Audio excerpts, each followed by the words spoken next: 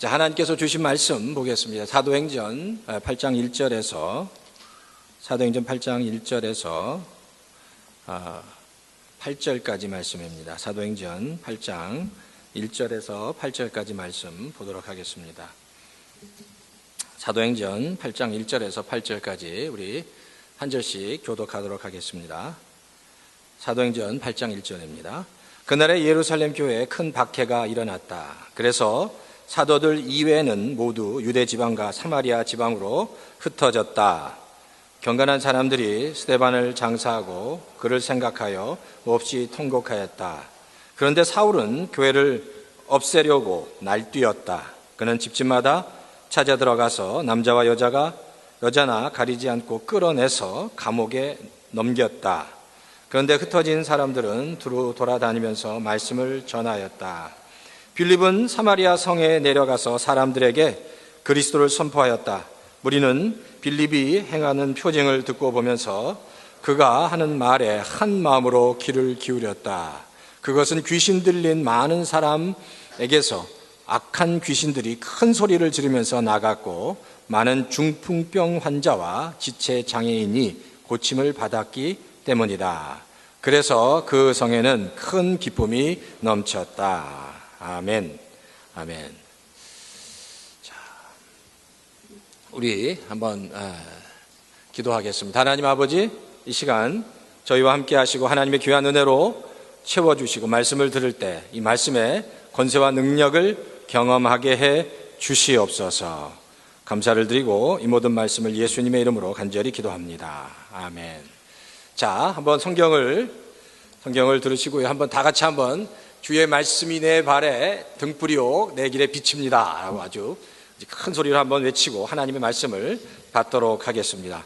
자, 시작. 주의 말씀은 내 발에 등불이요 내 길에 비칩니다. 주의 말씀은 내 삶을 변화시킵니다. 나는 축복의 통로입니다. 오늘도 말씀하여 주십시오. 주의 말씀에 마음의 문을 엽니다. 듣고 깨닫고 말씀대로 살겠습니다. 아멘. 자, 오늘 다시 한번 우리 마음의 문을 열고 하나님이 살아계심을 다 같이 한번 경험하는 시간 되기를 주의 이름으로 축원합니다. 자, 오늘 제목은 아픔을 넘고 장벽을 넘어서라는 제목으로 같이 말씀을 잠깐 나누겠습니다. 우리 계속해서 사도행전을 지금 강의하고 있는데요. 사도행전 6장, 7장에 보면 이제 그 집사에 대해 7 집사에 관한 이야기가 나오고 사도행전 7장에 보면 스데반 집사에 관한 이야기, 그리고 스데반 집사가 순교 당하는 이야기가 나옵니다. 자, 스데반 집사가 사도행전 7장에 순교를 당하면서 그 순교 후에 이루어진 3가지 결과가 나타나는데, 첫 번째는 스데반 집사의 죽음을 지켜봤던 사울이라는 청년이 바울로 바뀌게 되는 계기가 됐다는 겁니다. 왜냐하면 처음에 사울은요, 스데반의 죽음이야말로 너무 당연하다고 생각했습니다. 왜냐하면 사울에게 스데반은요, 하나님을 아주 망령되게 일컫는 아주 지독한 예수장이에 불과하다고 생각했습니다. 그런데 스데반 집사의 죽음, 사울이 그 스데반 집사의 죽음을 보는 순간에 어떻게 됐죠? 스데반 집사가 얼굴이 천사 얼굴처럼 환하게 바뀌었다고 얘기합니다. 그 얼굴을 보는 순간에 그의 마음이 요동쳤다는 겁니다. 두 번째, 스데반 집사의 죽음이 더 큰 핍박을 가져왔다는 겁니다. 많은 그 당시 유대인들은 스데반 집사의 그 순교가 이제 순교 이후에 그 더 큰 핍박은 잦아들었으면 하는 기대를 가지고 있었습니다. 근데 그거는 기우에 불과했고요. 스데반 집사의 죽음이 오히려 더 큰 핍박의 기폭제가 됐다는 겁니다. 그러니까 더 큰 어려움, 더 많은 핍박, 그리고 그 크리스찬들을 핍박하는 그 강도가 점점점 더 세지기 시작했다는 겁니다. 자, 세 번째는 스데반 집사의 죽음으로 그 핍박이 더 강해졌고 그 일로 인해서 수많은 유대인들, 크리스찬들, 그러니까 헬라파 유대인들이 흩어지게 됐다는 겁니다. 사실 크리스찬들, 주이시 크리스찬들은 예루살렘 성전에서 예배를 드리고 같이 찬양하고 기도하고 말씀을 나누고 또 성찬을 나누면서 같이 예배 드리는 것을 너무너무 즐거워했습니다. 그런데 그것이 하나님의 뜻이 아니었다는 겁니다. 그래서 하나님은 하나님의 그 계획은 이겁니다. 복음이 예루살렘에만 머물러 있는 것이 아니라 예루살렘으로부터 시작해서 복음이 사마리아 땅끝까지, 사마리아와 땅끝까지 전해지는 것이 하나님의 계획이었다라는 겁니다. 이게 지금 스데반 집사의 죽음으로 인한 세 가지의 결과를 이렇게 정리할 수 있습니다. 그러면 보세요. 이제 스데반 집사의 순교 이후에 그러면 복음이 어떻게 예루살렘에서 사마리아로 그리고 땅끝까지 전파되는지 그 과정을 한번 오늘 본문을 통해서 살펴보도록 하겠습니다.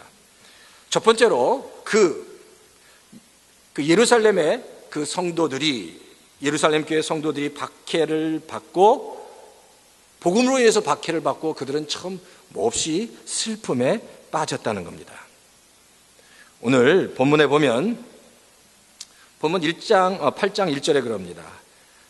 예루살렘 교회 성도들이 큰 박해가 일어났는데 그 박해로 인해서 그들이 그 일로 인해서 몹시 힘들었다라는 겁니다. 그리고 8장 1절 2절에 보면 그 박해로 인해서 그들이 그 아픔으로 인해서 통곡했다는 겁니다. 사실 그들이 통곡한 가장 큰 이유 중에 하나는 스데반 집사의 죽음이었습니다. 왜냐하면 스데반 집사는 그 당시 가장 영향력 있는 리더십 중에 하나였기 때문입니다. 나중에 우리가 빌립도 다루지만 스데반 집사는 그 어떤 집사보다도, 어떤 사도보다도, 어떤 예언자보다도, 어떤 선지자보다도 더 큰 영향력을 가지고 있었던 리더였습니다. 내가 어떻게 알 수 있냐면 사도행전 7장에 보면 스데반 집사의 설교가 나옵니다. 근데 스데반 집사의 설교를 가만히 보면 그 스데반 집사가 얼마나 말씀에 능통했는지를 알게 되고요. 어떤 성경에도 스데반 집사의 설교가 약 50절 정도 나옵니다. 50절 정도. 50절 정도가 나오는데 모세의 설교도, 아브라함의 설교도, 그 어떤 이사의 설교도 설교 분량이 50절까지 나오는 설교가 없습니다. 그러니까 스데반 집사가 얼마나 영적인 영향력이 있었는지, 그리고 성령 충만했는지, 말씀으로 가득 차 있었는지, 그걸 우리가 알 수 있었다는 거예요. 그리고 모든 예루살렘 교회 성도들이 그 스데반 집사님을 그렇게 따랐는데 그 스데반 집사가 어떻게 했다고요? 그 스데반 집사가 순교당했다는 겁니다. 그것이 그들에게 큰 아픔이었습니다. 그래서 성경은 이렇게 얘기합니다. 경건한 많은 유대인들이 스데반 집사의 죽음으로 인해서 너무 안타까워해서 통곡했다라고 성경은 기록하고 있습니다. 여기서 이 통곡했다, 몹시 슬퍼서 통곡했다, 2절에 나오거든요. 그를 생각하여 몹시 통곡하였다라고 성경은 이야기하는데, 이 통곡이라는 것은 그냥 슬퍼했다는 뜻이 아닙니다. 그냥 슬퍼한 게 아닙니다. 이 통곡했다는 영어는 lamentation이라는 뜻인데 사실 이건 헬라어로요 코페토스라는 단어입니다. 그런데 이 코페토스라는 이 단어의 뜻은 그냥 슬퍼서 우는 게 아니라 가슴을 치면서, 가슴을 찢으면서 자신의 아픔을 표현한다는 겁니다. 이 코페토스라는 단어는 가슴을 찢는 겁니다. 치는 겁니다. 그리고 내가 이렇게 아파하고 힘들어한다는 것을 표현하는 그것이 바로 이 코펜투스라는 통곡이라는 단어라는 겁니다. 자, 그러니까 이 단어의 뜻은 좀 더 구체적으로 이해하면 자신이 내가 너무 그 일로 아픈데 그 아픔을 피하지 않고 직면하여서 그대로 다 표현했다는 겁니다. 아픔 피하지 않았습니다. 직면했다는 겁니다. 그리고 그 아픔을 다 하나님 앞에서 다 표현했다는 겁니다. 근데 이 과정이 어떤 과정? 이 과정을 통해서 예루살렘 교회 성도들에게는 뭐가 일어났을까요? 힐링이 일어난 겁니다. 경건한 유대인들은 스데반의 죽음을 보고 통곡했지만 그 통곡을 통해서 하나님 앞에 통곡하면서 슬피 하나님께 부르짖으면서 그들의 가운데는 힐링이 일어나기 시작했다는 겁니다. 누가복음 23장 27절에 보면, 자, 이게 세 번역으로 이런 말씀이 있습니다.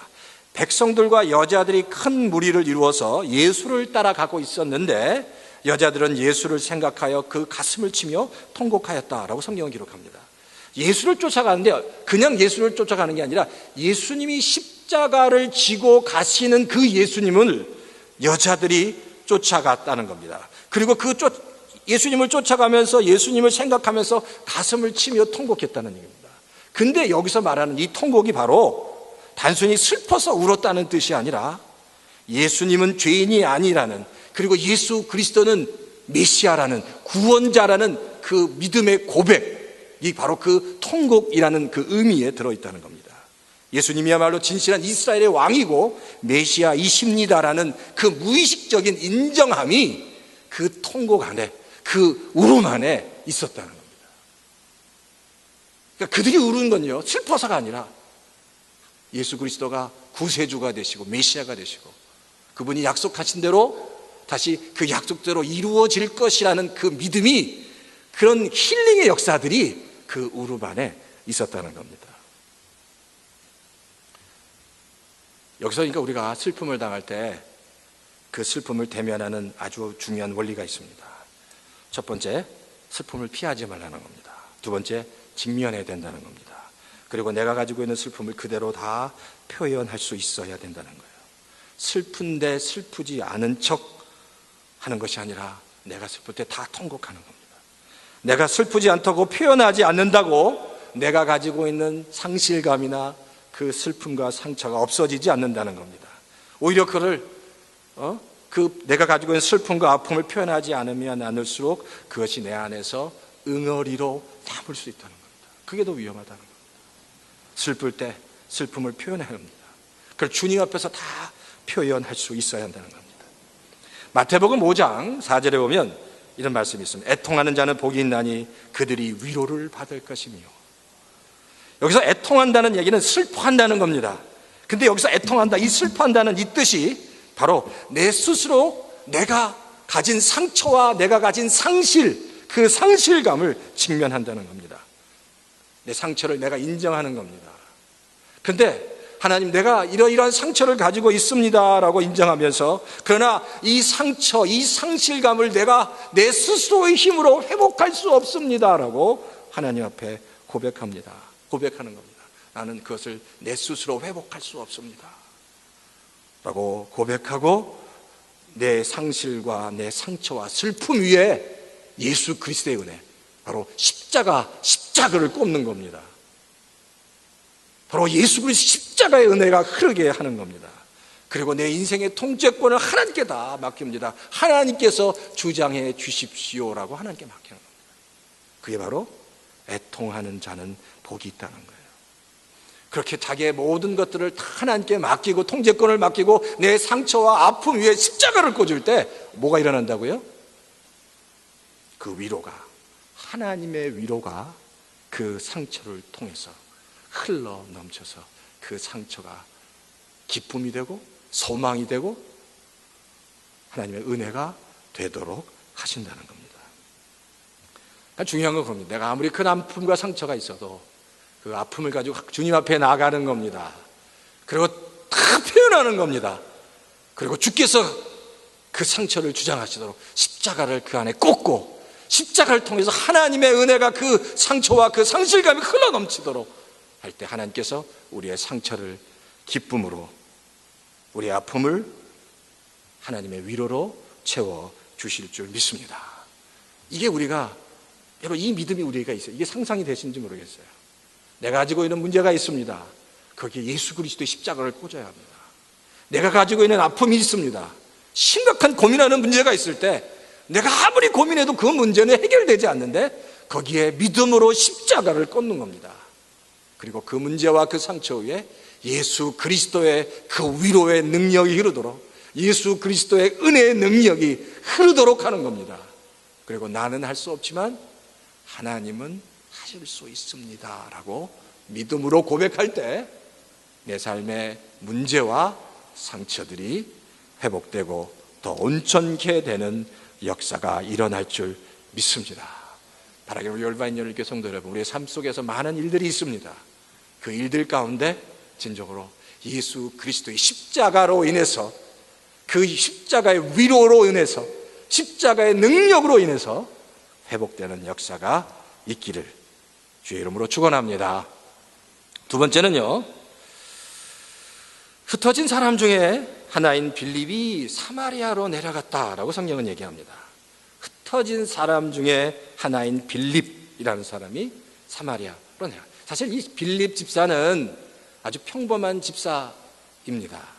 이 스데반 집사와 비교할 수 없는 아주 평범한 집사입니다. 7 집사 중에 하나였지만 아주 평범한 집사였어요. 근데 오늘 본문에 보니까 그 빌립 집사가 복음을 들고 사마리아로 내려갔다는 거예요.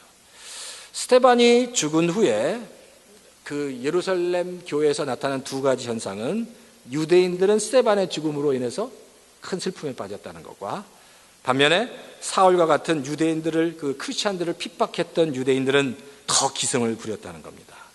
그 일로 인해서 어떤 일이 벌어졌어요? 복음이 흩어지기 시작했다는 거예요. 크리스찬들, 주이시 크리스찬들을 통해서 복음이 흩어지기 시작했다는 겁니다. 사실 아까도 잠깐 말씀을 드렸지만요, 유대인들은 주이시 크리스찬입니다. 주이시 크리스찬들, 그 주이시 크리스찬들은 사실 애초에 사마리아라는 지역에 가고 싶지 않았습니다. 그들은 예루살렘에 머물러 있는 것이 너무 행복했습니다. 그것에 너무 큰 은혜를 받았습니다. 하나님의 큰 역사와 기적을 거기서 다 경험했기 때문입니다. 모여서 같이 합심으로 찬양했고 같이 기도했습니다. 같이 성찬을 통해서 떡을 나누었습니다. 굉장히 큰 하나님의 은혜를 거기서 경험했다는 겁니다. 그러니까 유대인들은, 주이시 크리스찬들은 유대 지역에 머물러서 거기서 한 마음으로 같이 있기를 원했습니다. 그런데 하나님의 뜻은 복음이 예루살렘에만 머물러 있는 것이 아니라 땅 끝까지 복음이 흘러가기를 원하셨다는 겁니다. 바로 그래서 핍박을 통해서, 주이시 크리스찬들 핍박을 통해서 하나님께서 그들을 흩기 시작했습니다. 그리고 그 중에 한 사람 빌립에게 복음을 들게 하고 빌립이 복음을 들고 사마리아로 들어가게 하셨다는 겁니다. 이게 바로 하나님의 섭리와 계획이라는 거예요. 하나님이 계획하신 겁니다. 사도행전 1장 8절에 보면 성경이 이렇게 기록합니다. 성령이 너에게 임하시면 너희가 권능을 받고 예루살렘과 온 유다와 사마리아와 땅끝까지 내 증인이 될 것이라고 이미 말씀하셨습니다. 복음이 이미 예루살렘과 온 유다와 사마리아로 갈 것이다. 그리고 땅끝까지 갈 것이다. 그 예언의 말씀대로 바로 하나님은 빌립을 통해서 복음을 사마리아로 보내셨다는 겁니다. 또 마태복음 28장 18절에도요, 20절에도 성경은 이렇게 얘기합니다. 아버지와 아들과 성령의 이름으로 세례를 주라고 얘기하십니다. 아버지와 아들과 성령의 이름으로 세례를 주라고 말씀하셨는데 그 말씀대로 빌립은 8장 12절에 보면 빌립이 하나님의 나라와 예수 그리스도의 이름에 관한 기쁠 소식을 전하니 남자나 여자나 다 그의 말을 믿고서 세례를 받았다는 겁니다. 그러니까 지금 빌립이 하는 그 모든 것들은 예수님께서 하신 말씀대로 하나씩 다 이루어가고 있다는 거예요. 하나님이 복음을 전하는데 바로 지금 빌립이라는 그 집사 한 사람을 사용하기 시작하셨다는 거예요. 빌립을 통해서 하나님께서 일하기 시작하셨습니다. 빌립 한 사람, 그 집사 한 사람을 통해서 하나님께서 사용하기 시작했다는 거죠. 빌립을 도구로 사용하신 겁니다. 하나님의 구원의 도구로, 구원의 통로로, 축복의 통로로 사용하셨다는 겁니다. 아주 부족하고 하찮은 것 같은 집사였지만 하나님은 그를 사용하기 원하셨다는 겁니다. 그를 부르셨다는 겁니다. 여기서 우리가 중요한 영적인 의미를 하나 생각해 볼 필요가 있습니다.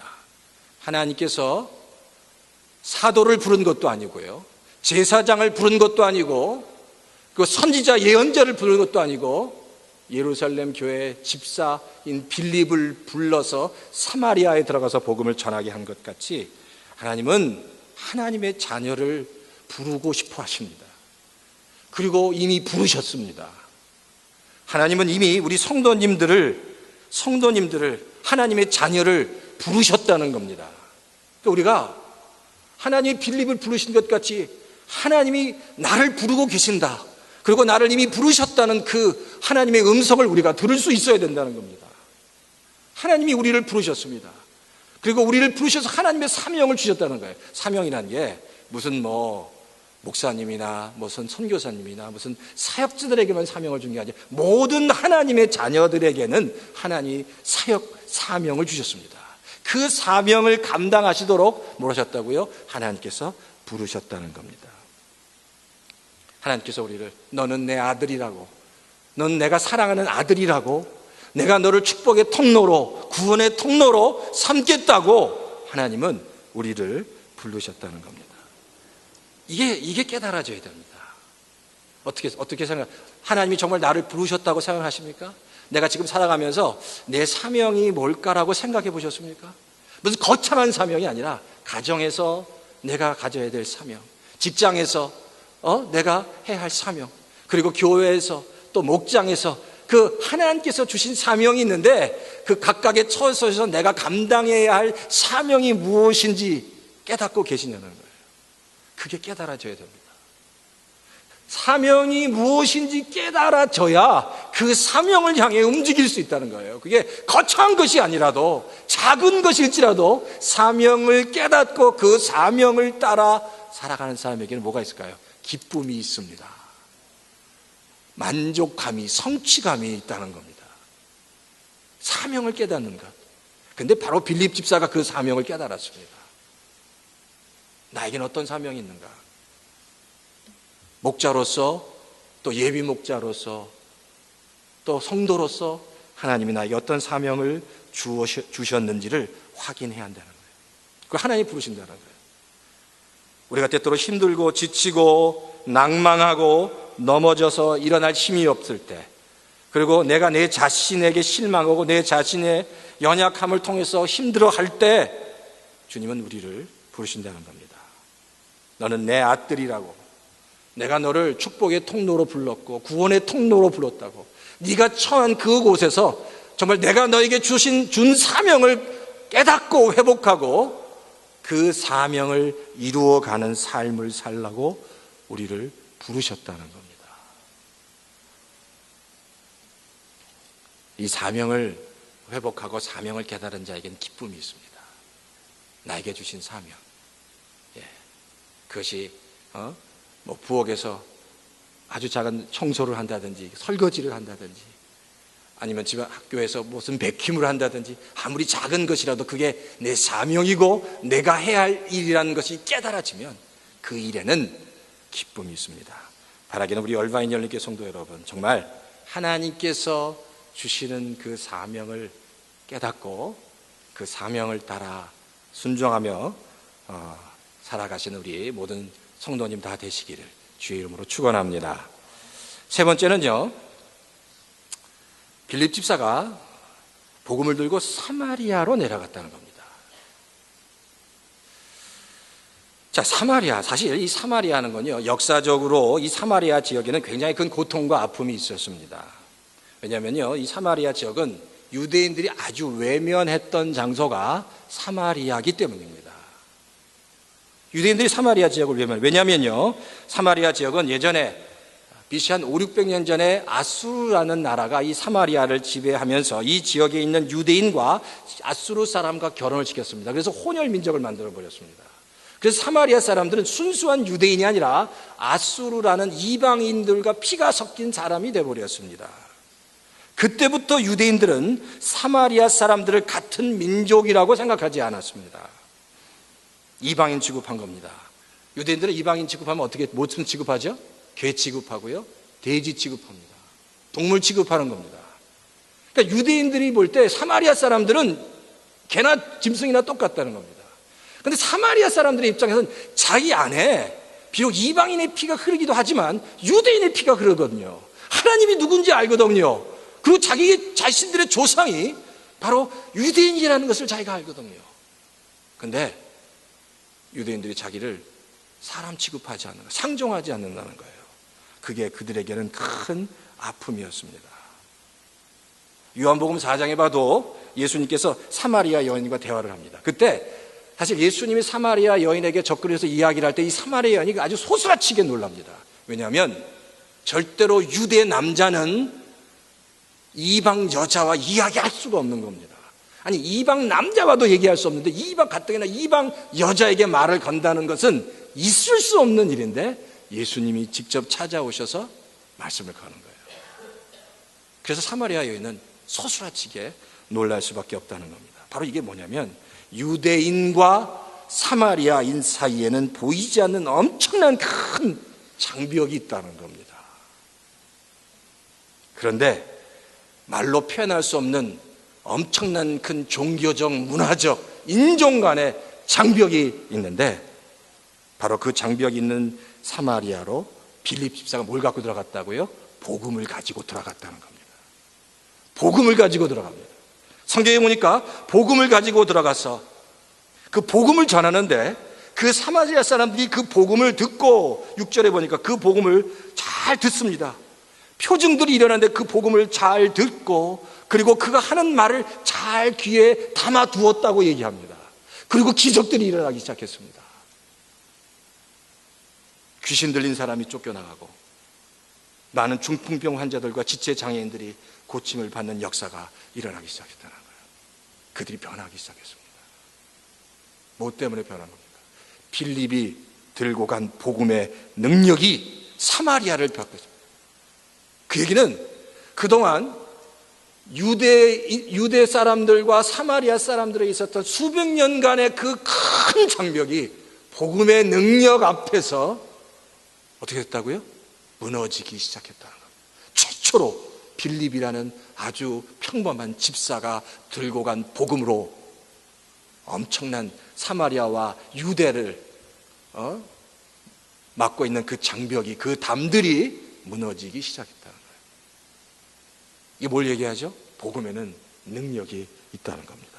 복음에는 모든 벽과 모든 허물과 모든 장벽을 무너뜨릴 수 있는, 뛰어넘을 수 있는 능력이 있다는 것을 증명하고 있다는 겁니다. 사람과 사람 사이에, 인종과 인종 간에, 나라와 나라 사이에, 문화와 문화 사이에 어떤 벽이 있어도 이 복음의 능력은 그것을 다 허물어 버릴 수 있다는 겁니다. 믿어지십니까? 믿어지십니까? 그냥 할 수 없어서 그러시는 것 같아요. 할 수 없어서. 복음에는 그런 능력이 있는 겁니다. 사실 어둠 아시죠? 어둠이라는 것은 사실 존재하지 않았습니다. 애초부터 어둠이라는 것은 없었습니다. 어둠은 없는 거예요. 존재하지도 않는 거예요. 근데 왜 어둠이 이 땅에 생긴 거냐? 빛이 있어야 할 곳에 빛이 없어지니까 어둠이 온 겁니다. 사실 절망이라는 단어도 원래 없는 겁니다. 본래 근본적으로 절망이라는 단어는 없는 겁니다. 하나님께서 절망이라는 단어를 창조하지도 않았고 절망을 창조하지 않았습니다. 그런데 절망이 이 땅에 생긴 이유는 소망을 잃어버렸기 때문입니다. 크리스찬에게는 사실 무기력함이 없습니다. 하나님은 크리스찬을 무기력한 크리스찬으로 하나님의 아들로 삼지 않았다는 겁니다. 크리스찬과 무기력함이라는 단어가 이게 성립이 되지 않는 겁니다. 근데 왜 크리스찬들에게 많은 무기력함이 생겨나고 있냐는 그 이유는 크리스찬들이 복음의 능력을 잃어가기 시작하면서, 복음의 그 능력을 잃어가기 시작하면서 무기력함이 생기기 시작했다는 겁니다. 내 안에 복음의 능력을 잃어가니까, 내 안에 빛을 잃어가니까, 내 안에 기쁨을 잃어가니까 절망이 생기고 어둠이 생긴다는 겁니다. 소망을 잃어가니까 내 안에 절망이 생기는 거예요. 빛이 있다면 어둠이 없는 겁니다. 소망이 있으면 절망이 있을 수 없다는 겁니다. 하나님께서 하나님의 너는 내 아들이라고 부르시면서 우리를 축복의 통로로, 구원의 통로로 부르셨을 때 그 안에는 놀라운 능력을 주셨다는 겁니다. 주님께서 주신 그 능력을 우리가 회복할 수 있어야 되는 겁니다. 그게 회복할 때 우리 안에는 어둠이, 절망이 다 물러갈 수 있다는 겁니다.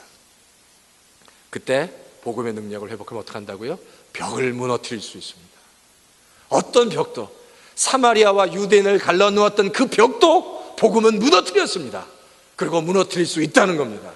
주님은 그 내가 붙잡고 있는, 내가 쥐고 있는 복음의 능력으로 내 삶 속에서, 우리 가정 속에서, 우리 직장 속에서, 또 우리 내 삶의 터전에 있는 모든 장벽들은, 사람과 사람을 나누는, 관계를 나누는, 또 하나님과 나를 나누는 모든 장벽들은 우리가 복음의 능력을 회복할 때 다 무너뜨릴 수 있다는 겁니다.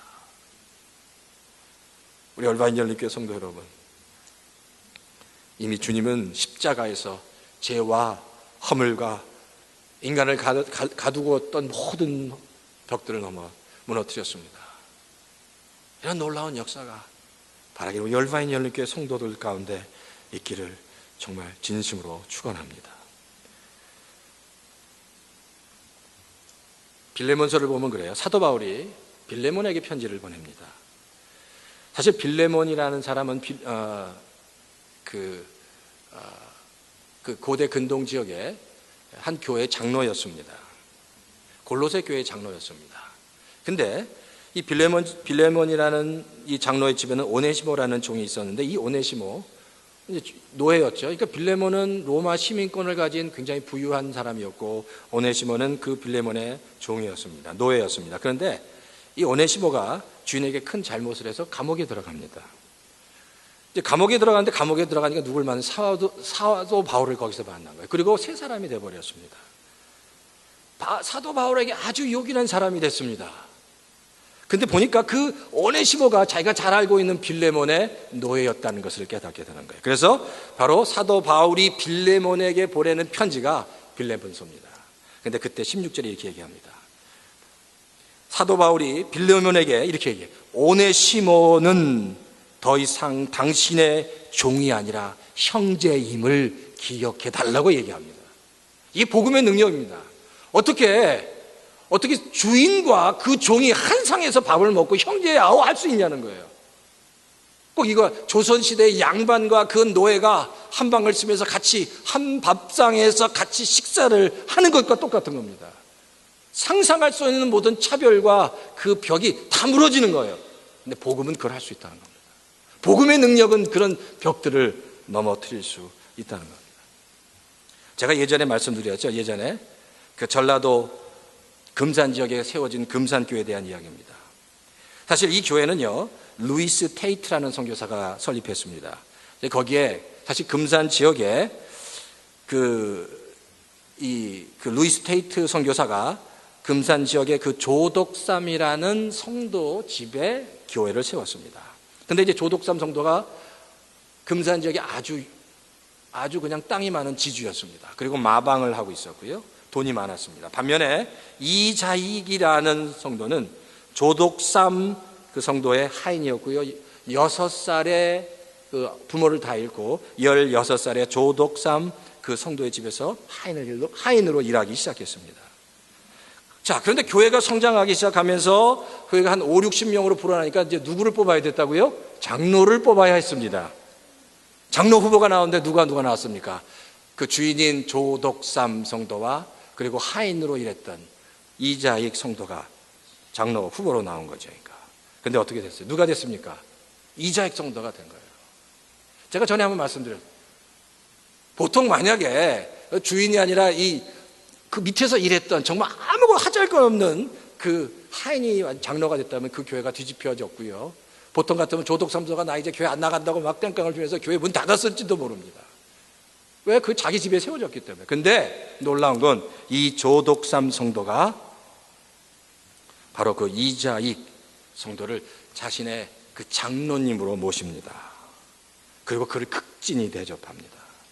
그리고 결국 그를 어떻게 해요? 신학교를 보내고요. 그리고 나중에 신학교를 보내서 목사 안수를 받고 다시 금산교회로 청빙해서 담임 목사로 섬기는 거예요. 그리고 그 조덕삼 장로는 바로 금산교회 2대 장로가 됩니다. 자, 그런데 제가 이 이야기를 들으면서 제 가슴을 뭉클하게 한 이야기가 바로 이겁니다. 조덕삼 장로가 마지막으로 유언을 남길 때의 장면입니다. 조덕삼 장로가 마지막으로 유언을 남길 때 이자익 목사를 부릅니다. 그리고 자기의 자손들을 다 부릅니다. 그러면서 뭐라고 유언을 하냐면 자손들에게 이 자리에 앉아있는 이자익 목사님과 금산교회를 위해서 금산교회를 대대로 잘 섬기라는 유언을 남깁니다. 이자익 목사님과 금산교회를 너희들은 대대로 잘 섬겨야 한다. 그 유언을 남기고 눈을 감을 때 이자익 목사님이 이렇게 고백합니다. 하나님, 내가 6살 때 고아가 되어서 떠돌아다니는 나를 받아주시고 예수 믿게 하고 장로로 세우고 신학 공부시켜서 목사가 되게 한 장로님을 내가 언제 볼 수 있겠습니까? 그러면서 바로 조덕점 장로님은 내 생명이었고 내 생명의 은인이었습니다라고 고백을 하는 겁니다. 참 이 금산교회는 굉장히 많은 벽들을 허문 교회입니다. 정말 많은 벽들을 허물었습니다. 저 열바인 열린교회를 제가 생각해 봤습니다. 우리 열바인 열린교회도 많은 장애가 있겠죠. 성도들 삶 가운데 많은 어려움이 있고 장애가 있습니다. 장벽이 있습니다. 그러나 제 바람과 제 소망은 우리 열바인 열린교회도 정말 금산교회가 넘을 수 없는 그 장벽을 넘고 하나님께서 기뻐하시는 교회로 일어난 것 같이 우리 열바인 열린교회도 우리 교회 안에 있는 많은 어려움들, 장애들, 장벽들을 넘어서 정말 하나님께서 기뻐하시는 교회로 세워지기를 바랍니다. 우리 열바인 열린교회 다음 세대가 우리 아이들이 있지 않습니까? 우리 자녀들이 있지 않습니까? 그 자녀들이 아름답게 성장해서 계속해서 열바인 열린교회를 아름답게 세워가고 섬겨가면서 우리 아이들이 우리 2세들이 열바인 열린교회 안수집사가 되고요, 장로가 되고, 그래서 열바인 열린교회를 더 건강에 세워가는 그런 아름다운 모습들이 우리 교회에 있기를 바라는 겁니다. 그래서 이 일을 위해서 우리 열바인 열린교회 성도들 같이 교회를 위해서 헌신해 주시고 교회를 사랑해 주시고 아껴 주시고 하나님께서 기뻐하시는 그 일을 다 함께 감당해 주시기를 바라는 겁니다. 복음은 장벽을 넘을 수 있습니다. 복음은 어떤 아픔도 극복할 수 있습니다. 그게 하나님의 복음이고 능력이다라는 겁니다. 목장도 마찬가지입니다. 제가 바라는 목장이 우리가 사랑하는 목원들이 같이 있잖아요. 그곳에 가서 정말 그러면 좋겠어요. 정말 기쁨으로 만났으면 좋겠습니다. 그냥 좋은 곳이 아니라 목장에 가서 내가 나누고 싶은 이야기를 다 나누고, 내가 사랑하는 성도와 만나서 내가 힘든 일도 나누고 기쁜 일도 나누면서 그 목장을 통해서 정말 하나님께서 기뻐하시는 생명의 역사가 있는, 생명을 나누는 회복이 있는 목장으로 우리 성도님들이 다 그렇게 만들어 주시면 좋겠어요. 그래서 그곳에 가는 자마다 기도가 응답되는 역사, 고통 가운데 상처 가운데 갔을 때 그것이 기쁨으로 회복되는 역사, 그곳에서 그리스도의 생명과 능력을 경험하는 장소가 바로 목장이 되었으면 하는 바람입니다. 성도 여러분, 복음의 능력을 다시 한번 회복하시기 바랍니다. 그 그리스도의 복음의 능력이 그 무기력함이 아니라 이제 복음의 능력으로 우리 가정 가운데 내가 경험하고 있는 모든 상처와 문제 위에 예수 그리스도의 십자가를 꽂아서 그 십자가의 은혜와 능력으로 내 문제와 상처가 다시 회복됨으로 하나님을 찬양하는 역사가 우리 열바인 열린교회 모든 성도들 가운데 있기를 주의 이름으로 축원합니다. 이런 역사가 있기를 주의 이름으로 축원합니다. 같이 한번 기도하는 시간을 좀 가지면 좋겠습니다. 하나님께서 고난과 슬픔을 직면하고 받아들이라고 말씀하십니다. 우리는 구원의 통로와 축복의 통로가 되어야 합니다. 우리 안에 있는 어떤 벽도 복음으로 이겨나가야 합니다. 이런 놀라운 역사가 있게 해주십시오. 나를 붙잡아 주십시오. 하나님 역사해 주십시오라고 같이 기도하면 좋겠습니다. 다 같이 우리 한번 좀 소리를 높여서 기도하면 좋겠습니다. 하나님 아버지 감사합니다. 하나님 아버지 감사합니다. 하나님 아버지 감사합니다. 이 복음의 권세가, 복음의 능력들이, 복음의 권세와 능력들이 내 삶 가운데 나타나기 원합니다. 주여 하나님 아버지 붙잡아 주시옵소서. 내가 어떤 상처가 있고 어떤 슬픔이 있어도 하나님 직면하고 나가기 원합니다. 아뢰기 원합니다. 그 복음이, 그 십자가의 능력이 내가 가지고 있는 모든 아픔과 상처도 다 깨끗하게 치유해 주실 줄 믿습니다. 이런 권세와 능력 있게 하시옵소서. 어떤 벽도 다 무너뜨리는, 하나님 그런 역사가 있도록 주여 도와주시옵소서. 주님 찾아와 주시옵소서. 주님 찾아와 주시옵소서. 말씀해 주시옵소서. 찾아와 주셔서 역사해 주시옵소서. 주님 붙잡아 주시옵소서. 복음을 잃어버린 세대가 아니라, 복음을 잃어버린 정말 무기력한 성도가 아니라 다시 복음의 권세와 능력을 붙잡고 주님을 향해 나가는 우리 얼바인 열린교회 성도들 될 수 있도록 복음의 능력을 붙잡고 승리하며 나가고 영혼 구원을 위해서 애쓰고 수고하며 나가는 성도들 될 수 있도록 그 가슴에 복음의 능력을 다시 그 불을 주시옵소서. 그 불을 주시옵소서. 그 불을 주시옵소서. 그 불을 지치지 않게 그 불을 주시옵소서. 불을 주시옵소서. 새 힘을 주시옵소서. 새 능력을 주시옵소서. 주님을 찬양합니다. 주님을 찬양합니다. 주님을 찬양합니다. 주님을 찬양합니다. 주님을 찬양합니다.